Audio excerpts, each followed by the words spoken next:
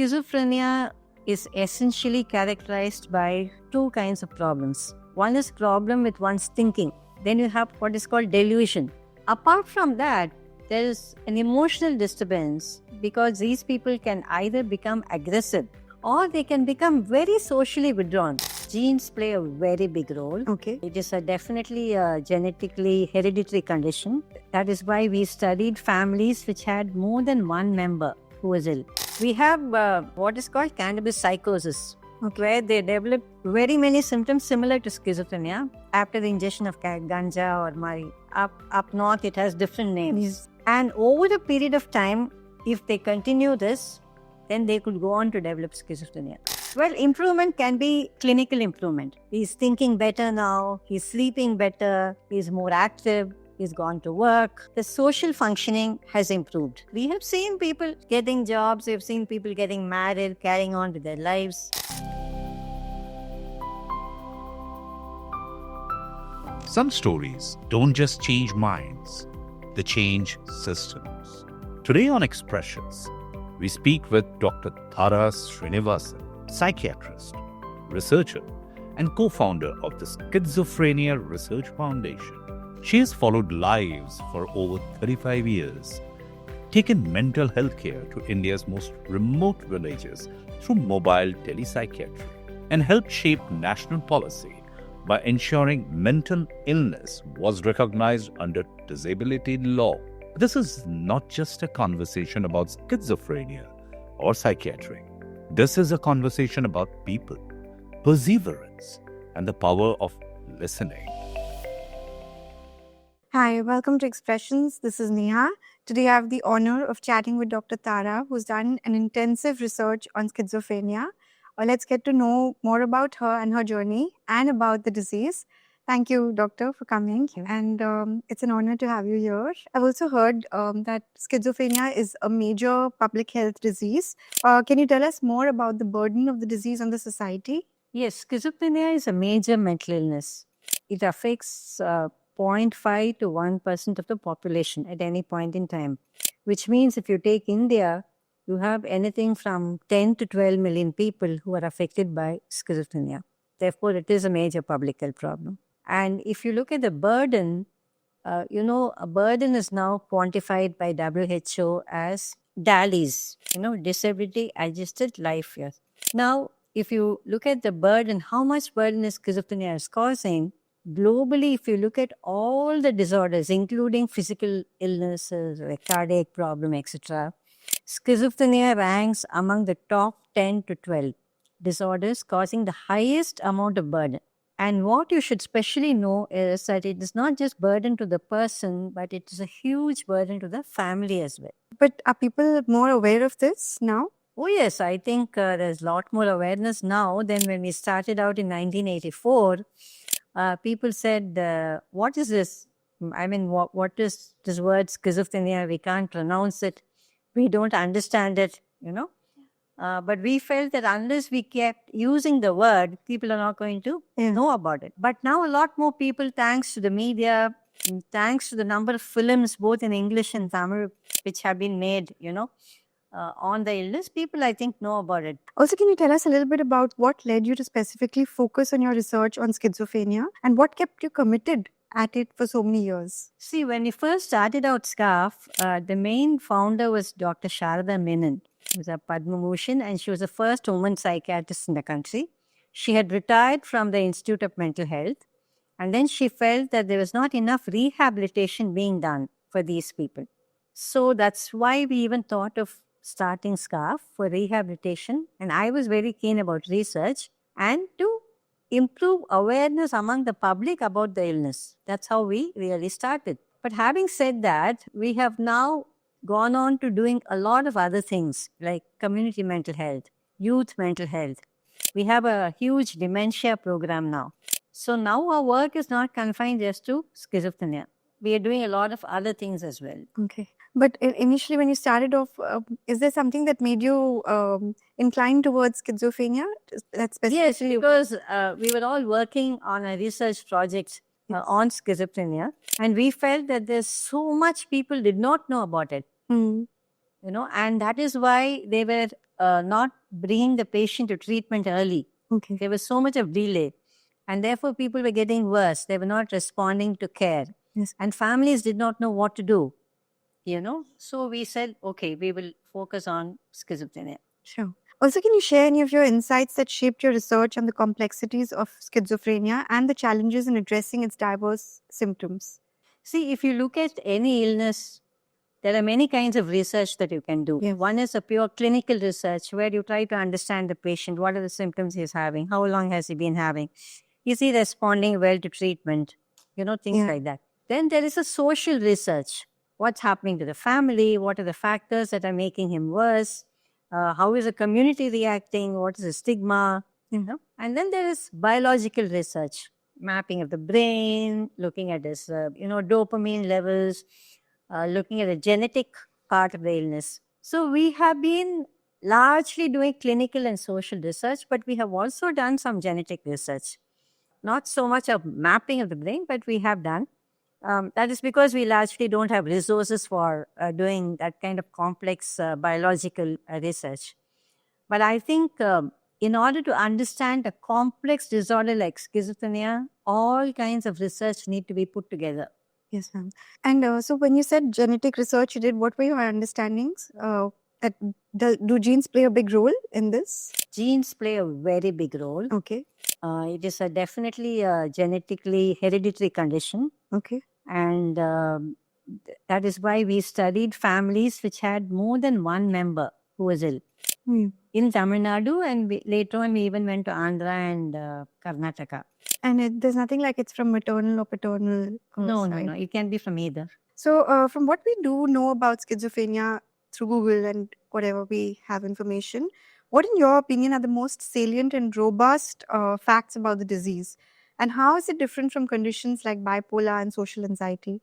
See, schizophrenia is essentially characterized by two kinds of problems. One is problem with one's thinking. Yes. The thoughts really become bizarre and awry. As an offshoot of that, you have hallucinations, where the person believes that he is hearing a voice. Okay. Somebody is calling out his name. Therefore, he responds to those voices and starts talking to himself. Those are called hallucination. Then you have what is called delusion, where it's a fixed belief where he thinks somebody is out to kill me. They are poisoning my food. I will not eat what my wife gives me because she's going to kill me. Or the CBI is after me, the police is after me. Or also called paranoia or paranoid delusions. So these are the hallmarks of schizophrenia. Apart from that, there is an emotional disturbance because these people can either become aggressive. Luckily, that is not happening very often in India. Or they can become very socially withdrawn. They cut off from friends, they don't talk to people, they become very silent, and there is a fall in performance. For example, if he's a student, his grades drop. Or if he's working, he's not working as well as he used to work, right? So these are things that, in fact, worry the family much more. Because why has he suddenly stopped working? That kind of thing. So these are the hallmarks of schizophrenia. How is it different from other conditions? The other main psychosis is bipolar disorder. Yes. Or also called manic depressive psychosis. There it is essentially a mood problem. That is, for a few months, the person will be very high. When I say high, he'll be extremely active, energetic. He'll get up at 3 o'clock in the morning. He will call all his friends, keep talking. He'll spend a lot of money, and he will give away money in charity as if he has a lot of money. That is what is called the manic phase. Very difficult to control. Yes. With treatment, sometimes what happens is the same person can become very depressed, lose interest, not doing any work, So this alternating high and low, as we call it, that is the feature of bipolar disorder. Which is also a difficult condition for the family because it is so unpredictable.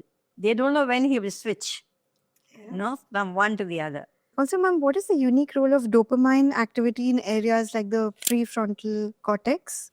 So, what does your study say about this? Yeah, for a long time we thought dopamine was the most important thing in schizophrenia. But the issue with dopamine is that dopamine is high in one part of the brain and low in another part of the brain. It is different in the prefrontal cortex and it's different in the striatal area. So the dopamine levels can vary. Okay, ma'am. So based on that, the symptoms also vary. So initially, all our medicines used to be looking only at dopamine, and that is why they were unsatisfactory. Yes. So now the more recent medications are looking at other receptors in the brain. There are various receptors in the brain: dopamine, serotonin, muscarinic, Yes. all that. So now the newer drugs are looking at other receptors and not merely the dopamine. How do your findings correct the reward system and adaptive behavior in schizophrenia, especially considering challenges like disruptive motivation and cognitive symptom? See, in schizophrenia, we talk about positive symptoms and negative symptoms. Yes. Positive symptoms are what I told you about earlier: hallucinations, delusions, bizarre behavior, talking to himself. Yes. All those are positive symptoms. The negative symptoms are a total apathy, disinterest in everything, emotional blunting. For example, families have told us the father is dead, but this person does not react at all. He doesn't even cry. That is what we call blunting. So those are called negative emotions or negative schizophrenia. Lack of motivation. A person who was working so well, let's say in an IT industry, just does not have the motivation to start working again or even to look for a job. He's happy sitting in his room doing his things. So we have positive symptoms and we have negative symptoms. Most of our medicines are only handling the positive symptom. Okay. So we need other kinds of treatments for the negative symptom. Which I like.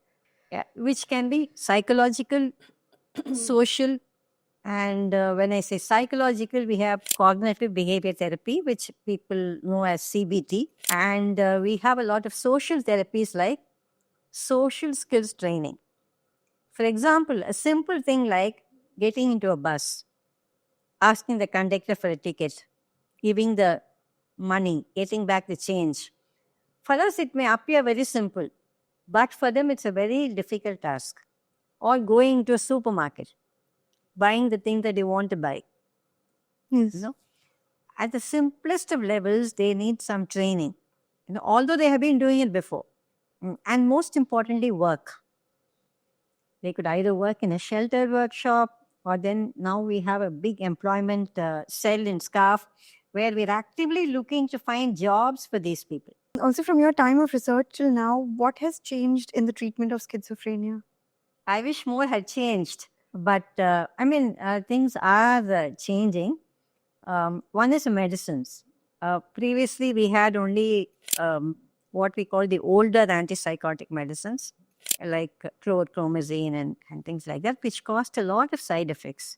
Now we have the newer antipsychotic medicines, which are not as bad, but also do cause some side effects, like aggravating your diabetes or hypertension or whatever.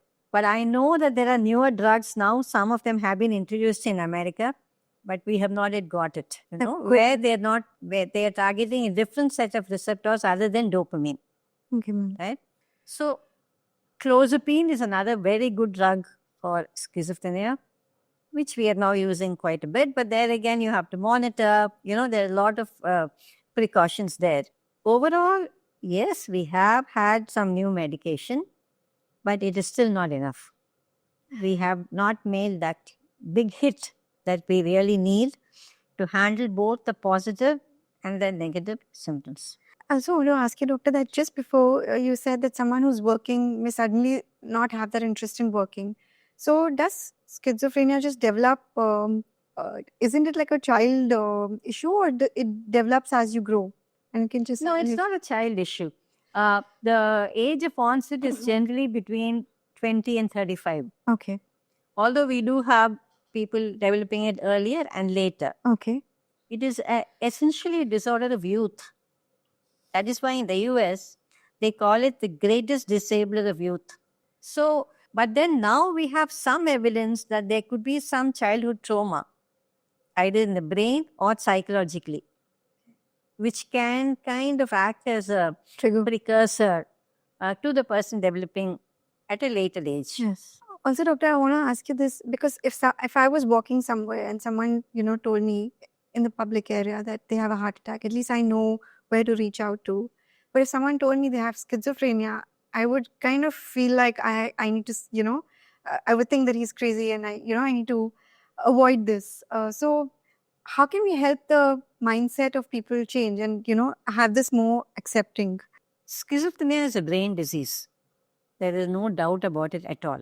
But unfortunately, because the symptoms are behavioral, see, when you say brain disease, you think of a stroke or you think of seizures, fits, yeah, those are all people understand. Yes. The brain is involved and therefore they are like that.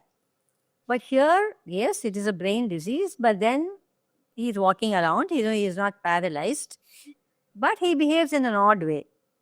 So therefore, people are not able to reconcile one with the other. Yeah. Very often they think he's doing it on purpose. Venu to say that. Many families will come and say, he's chumma lying down like that, doctor. He has no problem. Yeah. So the primary thing we have to tell them is it is a disorder of the brain. It is somewhat similar to your other physical illnesses like long-standing illness like diabetes or hypertension or arthritis. But the problem is it produces a behavior change. And it produces a change in his life, like not working or not studying or unable to get on to this marriage, So actually people are Suffering. People have a problem in accepting it as a disorder. Yeah. Also, I've read that because schizophrenia is on the spectrum, do you think there are people who are at the lower end and who can get away with just some therapy or without medicines? What are your thoughts about that? See, there is something called first episode psychosis, early onset psychosis. A young man who is like 19 or 20, presenting with some symptoms like sleep disturbance and social inactivity, not doing well at work. We believe that this needs to be treated because otherwise he may progress on to developing full-fledged schizophrenia. Okay.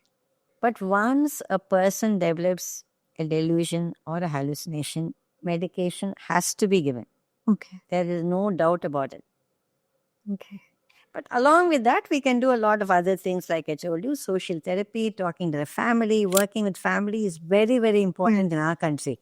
So these are things that need to be done. Family often hesitates to give medications. Do you encounter that a lot? Family hesitates, patients also hesitate. Yeah. That is one of the biggest challenges we have in our OPD. And then they go to the medical shop and the medical shop person says, "Idallam thooka matrai, don't take." They don't know. To them, everything is thooka matrai.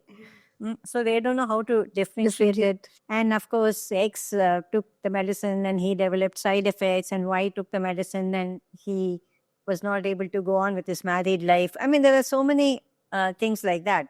But I think at some point in time, families do understand that medication works. Yes. And therefore, they do give it. Also, how far have we come in developing effective therapies for schizophrenia? And are there more innovative or lesser known treatments that holds promise in the future? Yeah, the more innovative therapies now, as I said, are psychological therapies. Now, of course, you have digital Yes.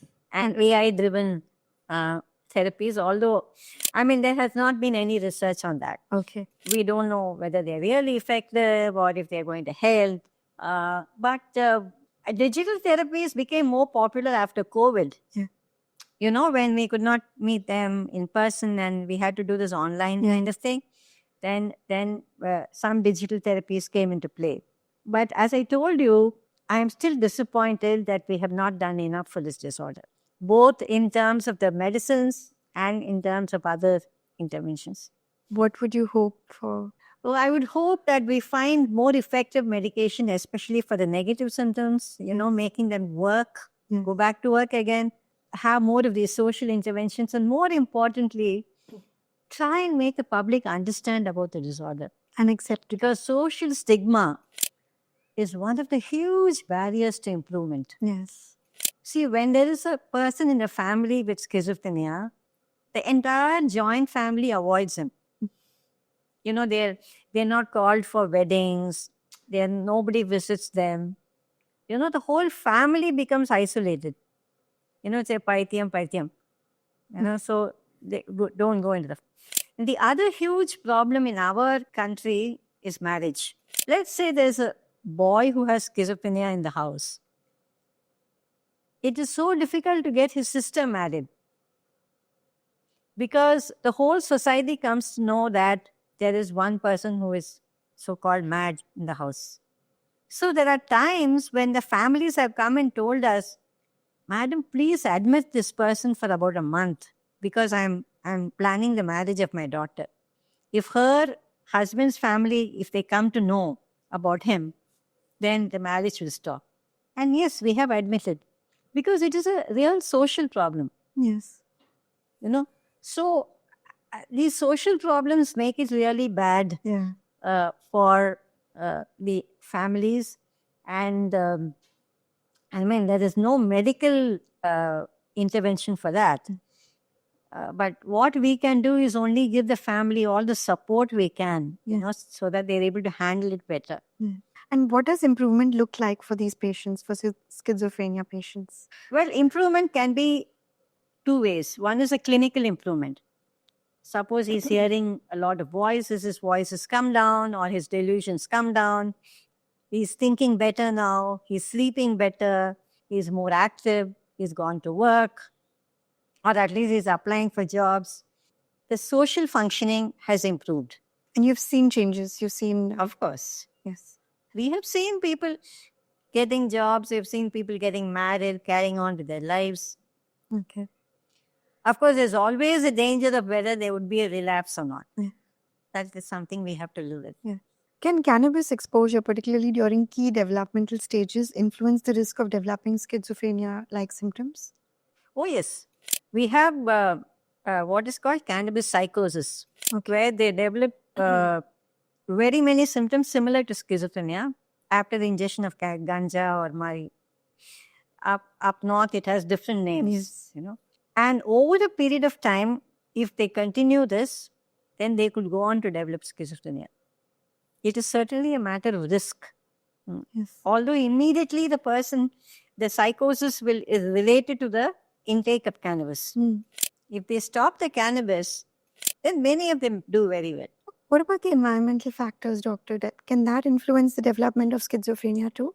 As I told you, there is some evidence now that adverse experiences and influences in childhood, like whether it's to do with parenting or some amount of sexual abuse or very bad experience in schools like bullying, and we find an increased amount of such experiences in persons developing schizophrenia.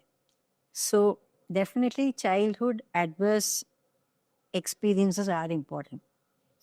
And how do we get family to accept this and understand this better? Are there things that SCARF is doing or ways to build the We are awareness? doing, I think some headway has been made. You know, people know schizophrenia, they do talk about it. At least they know that they should take treatment.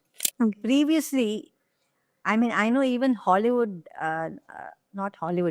stars who have kept their family members locked up in a room because he or she had schizophrenia. I'm talking of like, say, 20, 25 years ago. But at least now they know that the person must be taken for, like take Parveen Babi. I mean, she's a classical example. She was very psychotic. She definitely had schizophrenia. But there was no family member to help her out. See, that is where the social support becomes so important. She was a big star, but she only had friends who took advantage of her. Nobody really did anything to help her out, right? And finally, you know how she died. And her body was found some 3 days later after she died. I mean, this is very, very sad in the case of, I mean, a person with any disease who does not have the family support or the social support. What has been the greatest success and what has been the biggest disappointment in your career? biggest disappointment is what I told you now. Yeah. You know, that I'm still disappointed that we have not made that breakthrough, you know, which will really change the lives of these people. Mm. Otherwise, it's such a struggle for them and for their families, you know. I mean, that is a disappointment. Well, success is probably we founded this organization. It's now 42 years old, and we have helped many, many, many people. We have done a lot of community outreach programs. We have done very many innovative things, like we had the mobile telepsychiatry unit in Pudukkottai, where we had a bus fitted with telemedicine equipment, which went from village to village and connected to the doctor in Chennai. Okay. We really reached out to a lot of people. So we have done a lot of innovative programs in SCARF. And more than that, I mean, just the fact that I have been part of the institution building, and which is now highly credible for research and for the care that we provide at extremely nominal rates. You know, something that a middle class person can afford. So I think these are what I'm happy about. I think your commitment is remarkable towards this cause. So you balance research, patients, leadership at SCARF, and public advocacy. How have you learned to sustain yourself emotionally through all of this? And how do you balance your personal and professional life? Well, I have a rich personal life in the sense I have a very good family, and now I have a granddaughter who is 12 years old. And I think more than anything, I have taken a very conscious decision that I should not mix my professional life and my personal life. In psychiatry, it's very difficult because here you will have a person committing suicide, or you'll have a mother who lost her daughter and who has been crying to you. I mean, it really hits you emotionally. But then to make sure that you don't take it home. No, it's not like a bag of files that the IT people carry that they can put away. You know, it's not like that. Here it's in your mind. So you have to, that comes only with the experience. You know, you'll have to make sure that this doesn't affect that. Yes. The other thing that has helped me very much are my dogs. Okay. They are great stress busters. I mean, unfortunately, I lost most of them. But I had two in SCARF also. Even today, there's a dog sitting in my room all the time. And I have a couple at home. So I think spending time with them, because you don't have to do anything, right? I mean, you're just there and they give you all the love and affection and unconditional. So, I mean, truly that has helped. And there's no doubt about it. Last question. You've listened to thousands of painful stories. How has this work changed you as a human being? Well, I think I have become much more empathetic, much more open to the difficulties that people have. And, you know, we don't do this ivory tower thinking. We really go right to the field level, you know. I think that is something that is extremely important when you deal with different types of people and different classes of people. Yes. You know, so we don't discriminate. I mean, that's what it is, I think. Thank you so much, Doctor. This was such an amazing session. Thank you. Thank you. That was Dr. Tara Srinivasan, a pioneer who has spent decades listening, researching, and quietly transforming the way India understands mental health. From community care to global research, her work reminds us that compassion, science, and persistence can truly change lives. Thank you for tuning into Expressions Podcast. Until then, stay curious and take care.